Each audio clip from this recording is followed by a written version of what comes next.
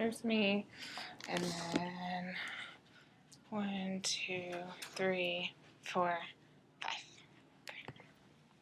5.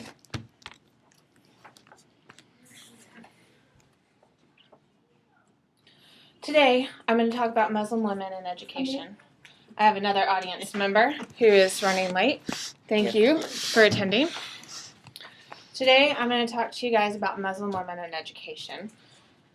How would you feel if you were told that you could not go to school because of your age, your sex, or your culture? Though the Islamic Family Law Act of 1975 gave men and women equal rights, women's pursuit in education is still being oppressed. As female nurses, we need to be educated on other cultures so we can be culturally competent. It is important as educated women to understand the pursuit of other cultures. Today, I'm going to educate you guys on 3 topics. I'm going to talk about the reform of the Islamic law of 1975, the Family Act Law. I'm also going to talk about women, why those rights were not adhered to from the Family Law Act. And I'm also going to talk about current reforms to help with women's rights in education. Now that we know what topics we're going to discuss, let's cover them. So, the Family Law Act of 1975, post-World War II, gave women in the Islamic areas of the world, gave them more public attention. They were able to go to livestock trades. They were able to go to the markets. This gave them greater acceptance into public life. Because of this greater acceptance into public life, they were able to enroll in school, and that put their education at a higher rate.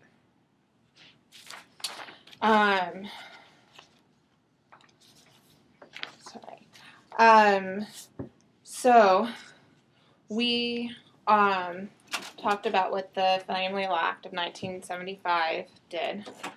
Let's talk about why those rights were not adhered to. So during the 1970s, a lot of the Islamic and Muslim men took jobs in the Gulf states. And in those states, their Muslim religion was strictly adhered to. And they brought those practices home. So they didn't follow the Islamic Family Law Act of 1975 and brought the women having to cover their faces and wearing the drab over their head. Also, it was seen that the family wants to pay for the boys to go to school and not the girls.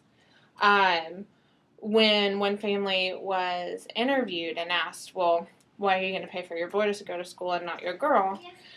They said, because my daughter needs to prepare for her real life, for marriage. They feel that the women should get married and have babies and run a home and not have a formal education. So we covered the Family Law Act of 1975, which we know now that it gave men and women equal rights. We know that after that, the men went out to find jobs, brought back a more traditional Muslim culture again, and now they feel that their daughter should stay at home and raise babies.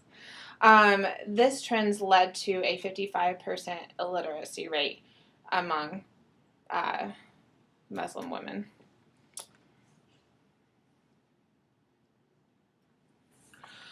So now that we've covered that, I'm going to talk to you guys about how the Muslim culture is trying to westernize their education. A lady by the name Fazar Fazad Nazar Ali has started a reform. Because of her, 300 girls are now admitted into a school that was primarily for boys. So she has been called as un-Islamic. She has been called a traitor. She has suffered a miscarriage and many sleepless nights. But her goal is for women to be able to attend school. And because of her sufferings, many Muslim girls are now getting to attend school.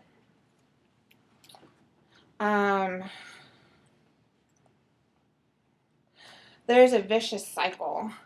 Because the girls are not being able to go to school, they can't make laws. And because they can't make laws, the men are in charge of making the laws.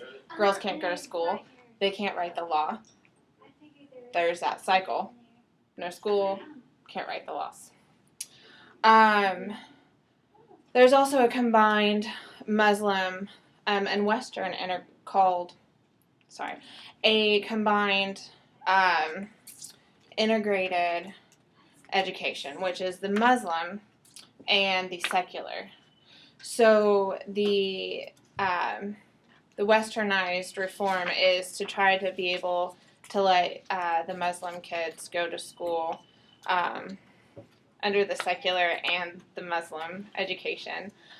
In North America, there are over 300 Islamic schools for Muslim children. Their view on this is that if we can get girls and boys into the same school, if we can teach them real world and their religious applications, that we can get a higher education among our men and our women. So let's revisit the things we've talked about.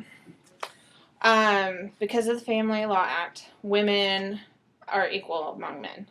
But because of a backward step, the women are just seen as giving birth and raising a household instead of getting to pursue their education.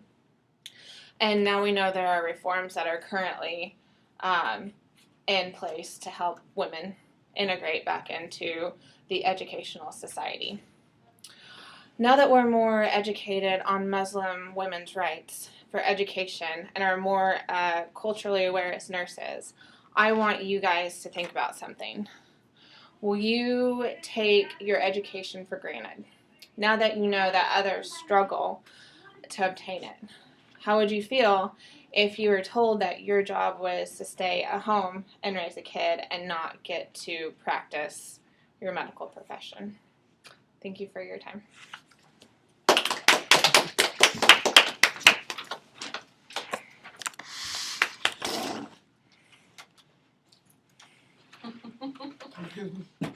Oh, don't fall.